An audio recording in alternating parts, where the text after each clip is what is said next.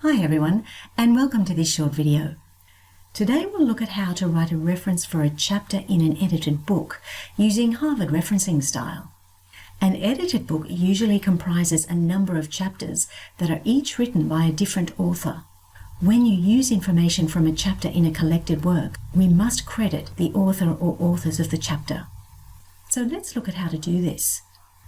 To reference a chapter in an edited book, you'll need the following information. You'll need the chapter author name or names, the year of publication, the title of the chapter, the name or names of the editors, the title of the whole book, the publisher name, the publisher location, and the page range of the chapter.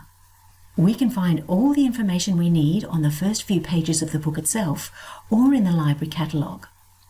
So here's an example of the basic format that we use for referencing a chapter in an edited book. First, we have the chapter author names.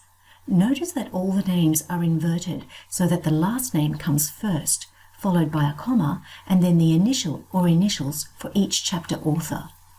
Note that there's an ampersand separating the second last chapter author and the last chapter author.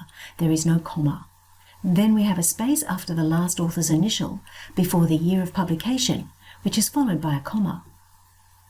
The title of the chapter comes next, which you can see is in single quotation marks and in sentence case. This is also followed by a comma. Then we have the word in lowercase, followed by the editor's names.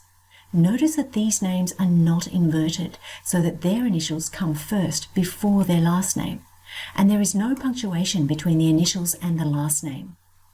Then we have an abbreviated form of the word editors, which is denoted by EDS, and this is punctuated with a full stop and placed within round brackets. Then we have the title of the whole book, which is in italics and sentence case. This is followed by a comma before we have the publisher name, a comma, and the place of publication. After the publisher location, there's another comma before the page range of the chapter. Note that the page range is denoted by a double P, no punctuation, and then the page range, which ends with a full stop. So let's see how our chapter fits in this format. And here it is. Again, we can see the same general pattern as our previous example.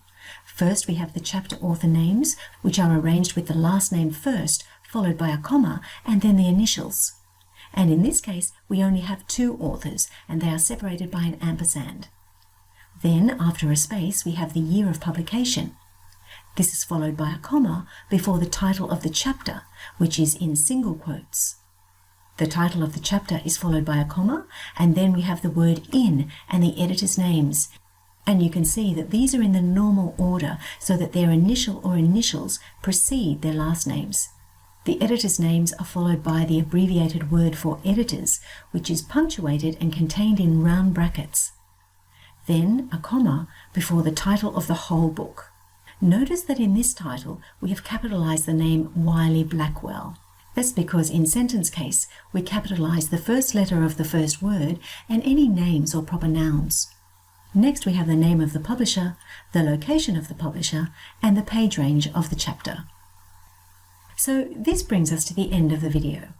Remember, you must include all the citations you've used in the text of your assignment in your reference list at the end of your document.